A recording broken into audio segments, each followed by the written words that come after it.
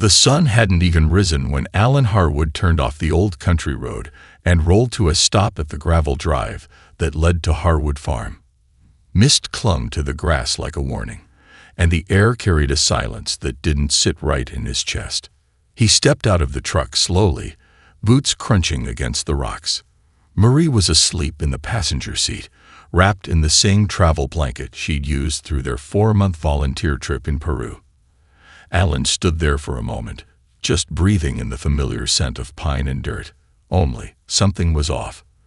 The smell of fresh asphalt drifted through the breeze. The driveway, once 2 worn tire tracks through the field, was now paved. Blacktop. New. His heart sank, and a cold knot twisted in his stomach. Something was wrong. "Marie," he said quietly, opening the truck door. "Wake up.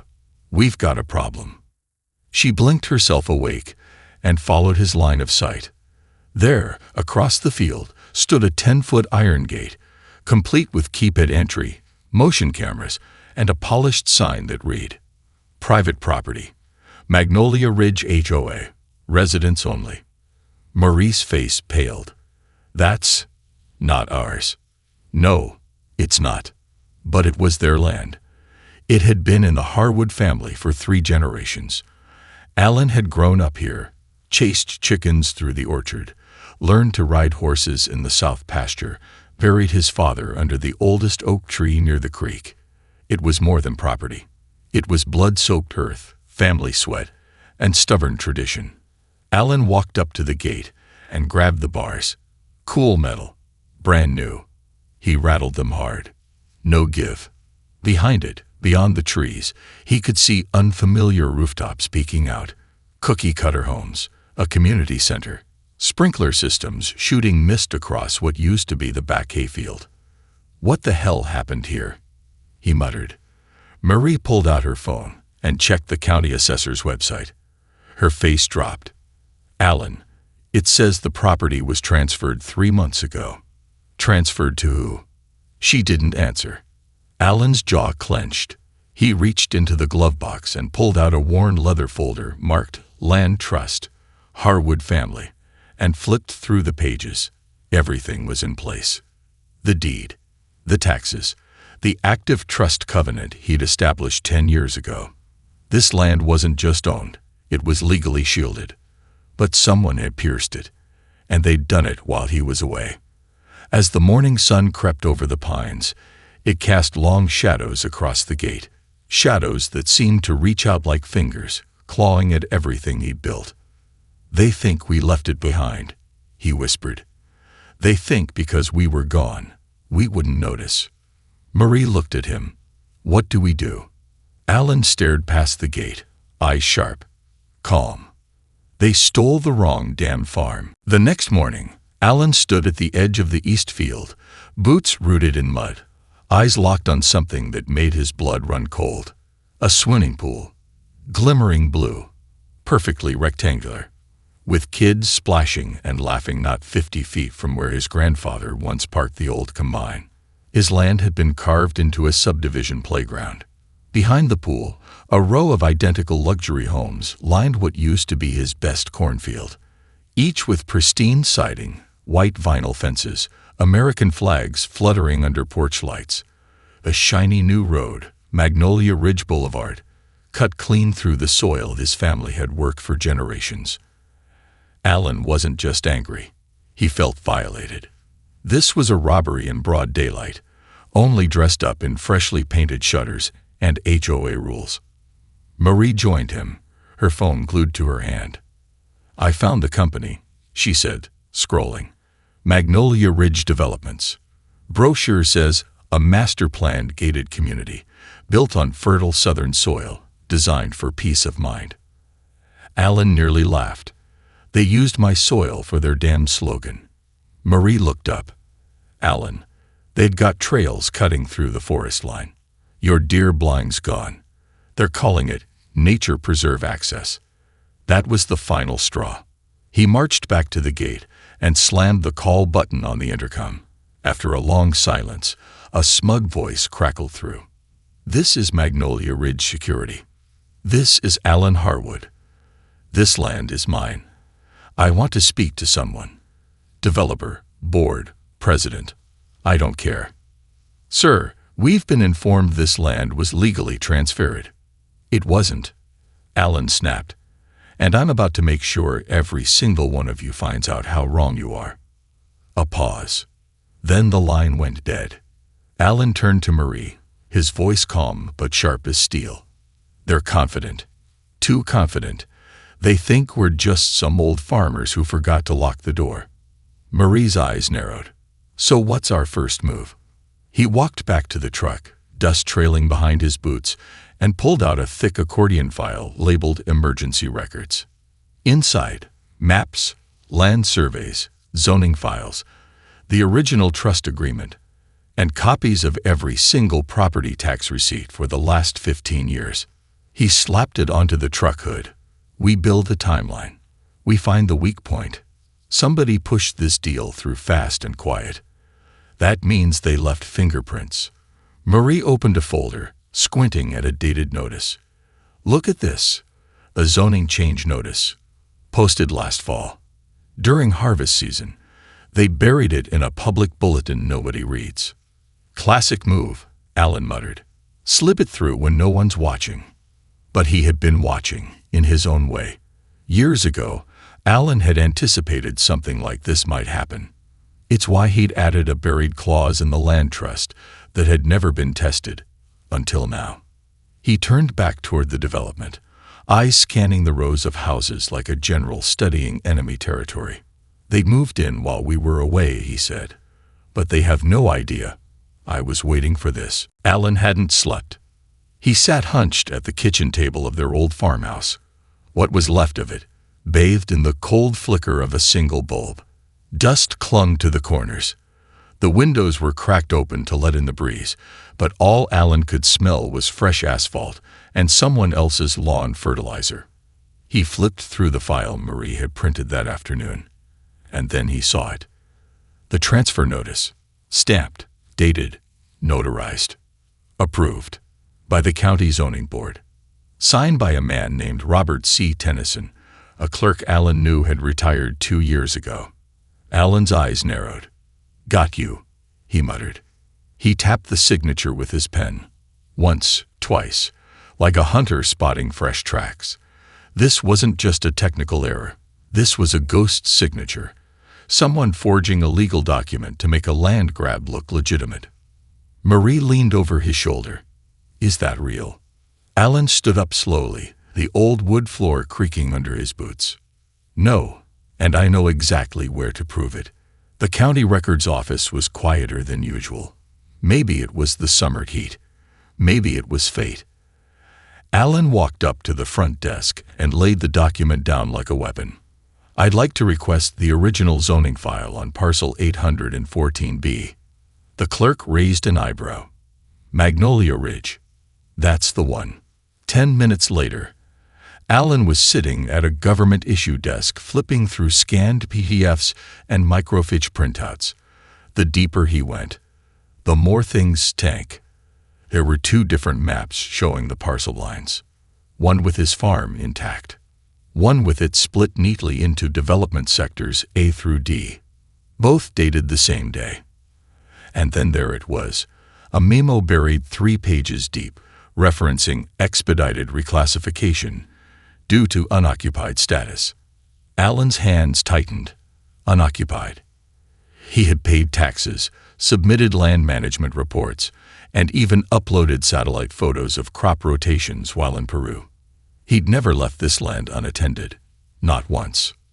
Marie, he said quietly, someone went to a lot of trouble to erase us on paper. She scanned the names listed in the meeting approval form. One in particular stopped her cold. Carson Blake, she read aloud. President of Magnolia Ridge Homeowners Association. Former real estate acquisition director for Vantage Rice Communities. Alan's eyes lit up with fury. I know that name. He had seen it before. In lawsuits. In land disputes. On news stories about shady land seizures and rezoning scandals that always ended with a quick settlement and the victim too tired to fight back. But Alan wasn't tired. He was just getting started. He reached into the folder and pulled out the Harwood Land Trust Agreement, flipping to a section almost no one else had ever seen. It was the clause. The clause he'd written himself after reading a horror story about a farmer who'd lost everything to a crooked land developer. Clause 9b. In the event of any fraudulent seizure or unauthorized transfer, all assets of the seizing party used in acquisition shall be subject to forfeiture and reversal of claim. Alan smiled for the first time in days. They built their HOA on stolen ground, he said, and now it's going to bury them. A man who steals land never expects the land to fight back. But Carson Blake was about to learn Harwood soil bites. Alan stood outside the polished glass lobby of Vantage Rice Communities, gripping a folder under his arm. The building was clean, sterile, corporate, about as far from a muddy field and a rusty tractor as you could get. Inside, everything gleamed. Fox wood floors, soft jazz from invisible speakers, and a smiling receptionist who probably had no idea her employer had helped steal 800 acres from a farmer who knew exactly what he was doing. Alan approached the desk. Calm, controlled, dangerous. "I'm here to speak with Carson Blake," he said flatly. The receptionist blinked. "Do you have an appointment?" "No, but tell him Alan Harwood is here.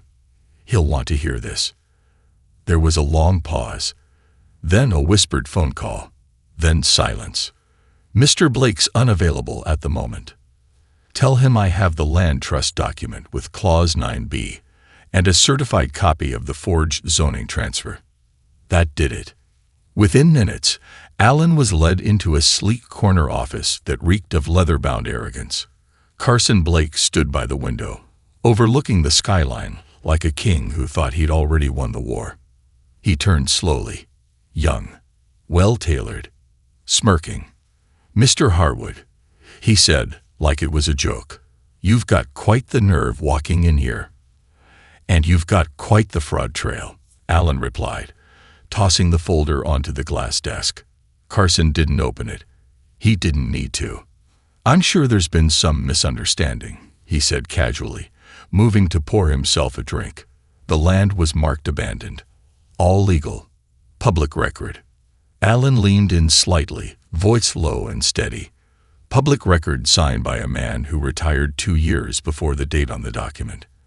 And zoning approvals pushed through without formal notice. You didn't just cut corners. You forged them." Carson raised an eyebrow. "You think a retired farmer's going to stop an entire development project?" "I'm not a farmer," Alan said, stepping forward. "I'm a man who saw this coming 10 years ago. I'm a man with a legal trap buried so deep in the Harwood Land Trust, your lawyers won't know what hit them. And now, you've triggered it." For the first time, Carson's smirk cracked. Alan dropped one last sheet of paper onto the desk, a copy of the clause that would obliterate everything Carson had built. Any fraudulent claim resulting in transfer of trust land renders the receiving entity liable for full forfeiture and prosecution.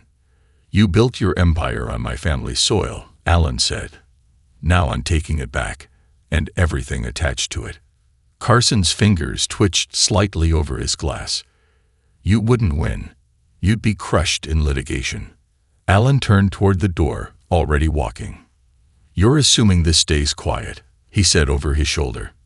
"But I've got time. I've got proof. And I've got the truth. How long do you think your investors will stay in the dark?" The door clicked shut behind him. For the first time, Carson Blake felt the ground beneath his feet begin to tremble. The courthouse smelled like old paper and polished lies.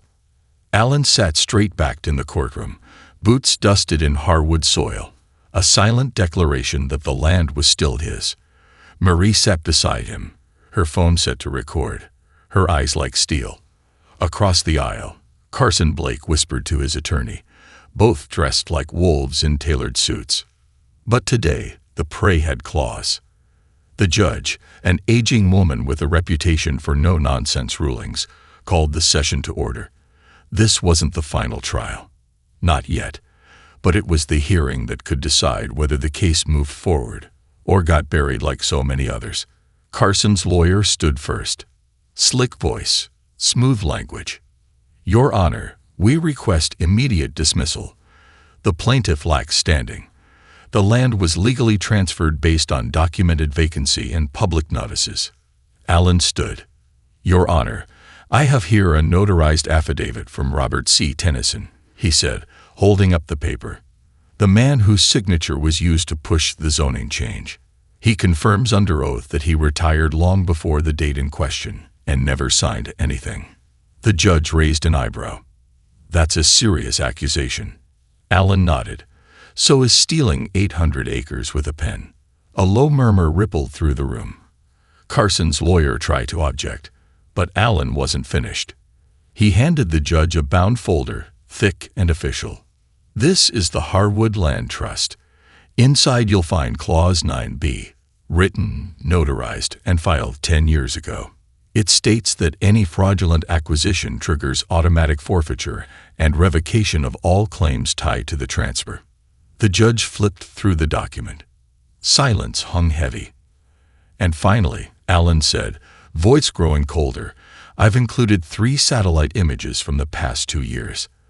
They clearly show active crop patterns, machinery movement, and structure used during the period the land was labeled abandoned. Carson's lawyer stood, rattled now. Objection. These photos haven't been verified. They were pulled from NASA's public archive, Your Honor, Marie said from her seat, standing with a quiet confidence. Time-stamped. Metadata intact. That land was never abandoned. The only thing buried there is the truth. The judge held up a hand. Silence returned. She leaned back slowly, reading a few more lines of the trust clause. Then she looked up at Carson Blake. Mr. Blake, she said, her voice cool as glass, if even half of this folds up under scrutiny, you'll not only lose the development, you'll be facing felony-level fraud charges. Carson's face went pale. Allen didn't smile. Not yet, but he could feel the shift, the balance tipping. For the first time, the courtroom didn't feel like a battlefield. It felt like home soil. The judge looked at him once more. I'm allowing this case to proceed to full hearing. Prepare your evidence. The gavel came down like thunder. Carson didn't speak as he left. His lawyer's hands trembled with papers. Allen turned to Marie, his voice low. They thought this land was just dirt. But they forgot something. What's that? She asked. He looked toward the sunlit windows, where the horizon of his stolen farm waited beyond the glass. This dirt remembers who it belongs to. The news vans arrived before the sun. Their satellite dishes rose like vultures' heads over the edge of the fence line. Reporters clutched notepads and cameras, narrating their stories against the morning fog, standing just yards from where Allen once taught his daughter to ride a bike. Now, that same land had become the center of a storm. Harwood versus Magnolia Ridge, one headline read. Farmer fights HOA giant in courtroom clash. Another. Local land hero or just another legal gambler. Allen didn't care about the noise. He only cared about the truth. Back at the farmhouse, he sifted through boxes of old receipts and legal files. Everything had to be airtight, but the weight of the battle was starting to show.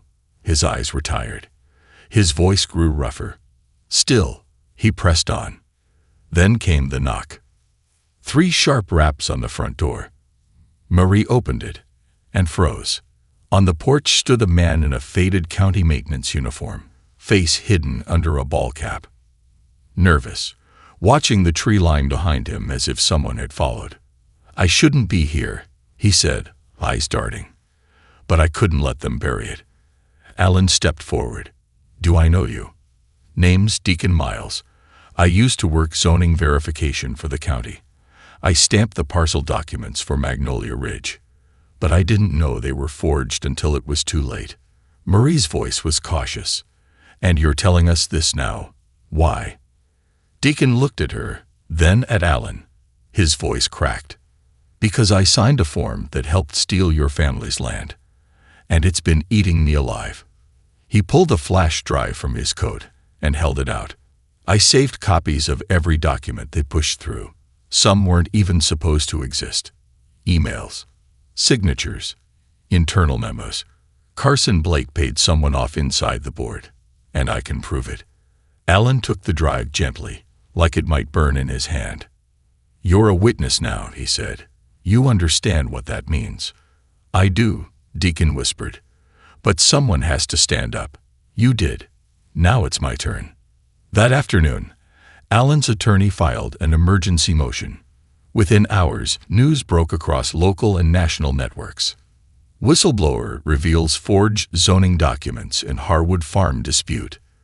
The footage was everywhere, of Alan standing tall, hat in hand, facing reporters like a man reclaiming his name. "They tried to make it look like we vanished," he said calmly, "but we never left. They just stopped looking." And then came the surprise blow. The judge ordered a freeze on all development operations within Magnolia Ridge until the case was resolved. No more construction. No more sales.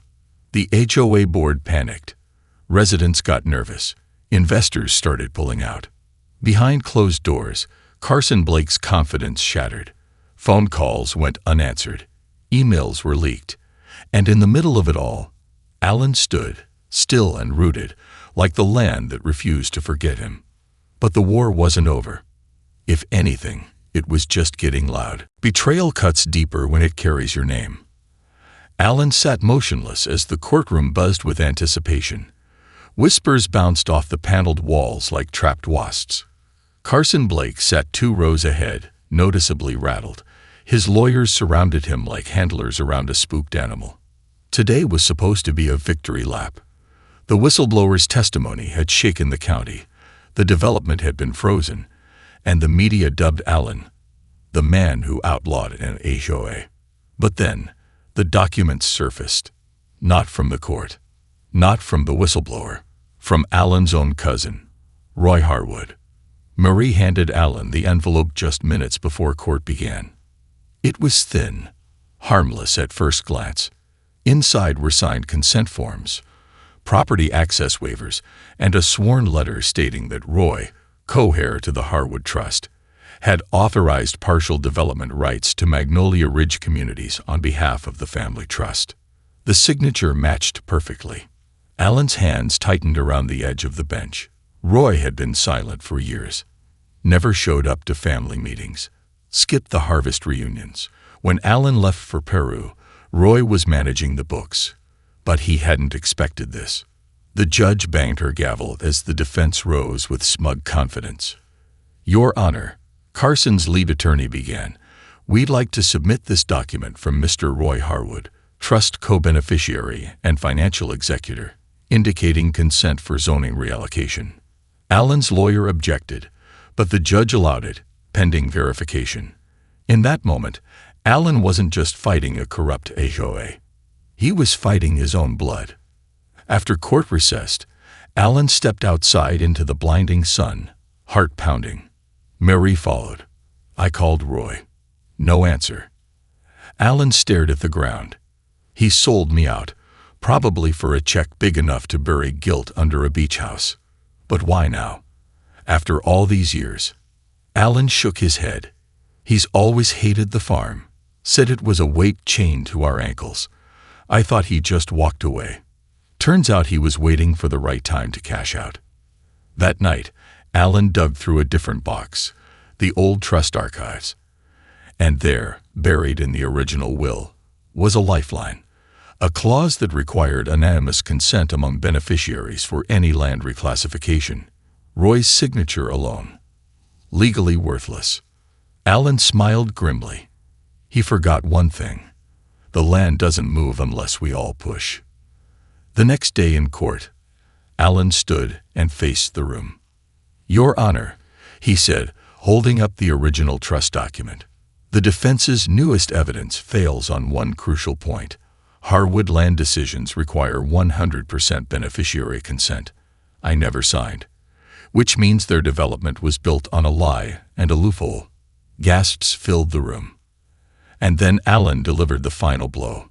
I'm also submitting evidence that Roy Harwood received a $320,000 wire transfer from a Vantage Rice Shell Company, 6 months before the rezoning vote. The judge's eyes narrowed. Bribery.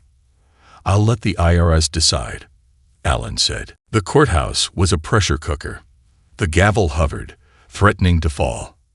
Alan's hands were steady, but his mind raced. Every ounce of him had poured into this fight. And now the final pieces had locked into place. The truth had nowhere left to hide. As the judge reviewed the final set of documents, the bribery evidence, Roy's betrayal, and the damning witness testimony from Deacon Miles, the room had become a battlefield. Alan stood tall.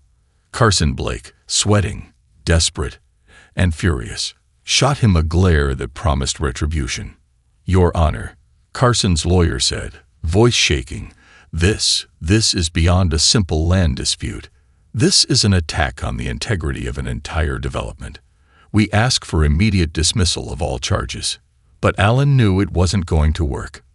The final nail came in the form of Roy Harwood's sudden confession, delivered just hours before the hearing, notarized, and signed under threat of federal investigation. I was paid to approve the zoning change. Roy's letter read, I'm guilty. I'll face the consequences. I sold my cousin's land for my own gain. Please stop this madness. The air in the room felt thick. Tension crackled like static. The judge stared down at the paperwork, her face unreadable. She glanced up. Silence reigned. This is unprecedented, she muttered. But then came the hardest decision. Carson Blake, she said, her voice echoing in the silent courtroom. The evidence presented before this court shows deliberate falsification of documents, coercion, bribery, and conspiracy. Your development is a house built on fraud, and the land in question must be returned to its rightful owner. The Harwood family's property is hereby reinstated under full legal claim. A low hum swept through the room. The finality of it was almost too much. Alan had expected this. He'd prepared for this moment. But hearing the words, his land, his family's legacy, restored, it hit him harder than he'd imagined. Carson's face twisted in disbelief. His lawyer muttered something, barely audible. Not so fast. Carson's voice cracked as he stood, his eyes narrowing. I'm not finished, he snarled. This isn't over. We'll appeal. You won't hold on to that land forever. Alan took a slow breath. You're right. It's not over. He turned to face the gallery. Reporters swarmed around him, cameras flashing, phones recording. This is bigger than just one man or one farm, Alan said, his voice steady. It's about standing up to those who think they can buy your future. It's about protecting the land that's ours, not just for us, but for the generations who will come after. The press caught his every word. But the victory wasn't sweet without cost. Back at the farm, Alan walked across the land, the soil that had been stolen, fought for, and reclaimed. Marie stood beside him, looking out over the now silent development site where bulldozers had once stood ready to erase history. The sun set, casting long shadows over the edge of the field where the wind rustled the wild grass. We did it, Marie said quietly. You got it back. Alan nodded, the weight of the last few months finally beginning to lift. But the fight had changed him. He was no longer just a farmer. He was a man who had stood in the face of power, corruption, and greed. And won. Not yet, Alan whispered, looking at the horizon. We're just getting started.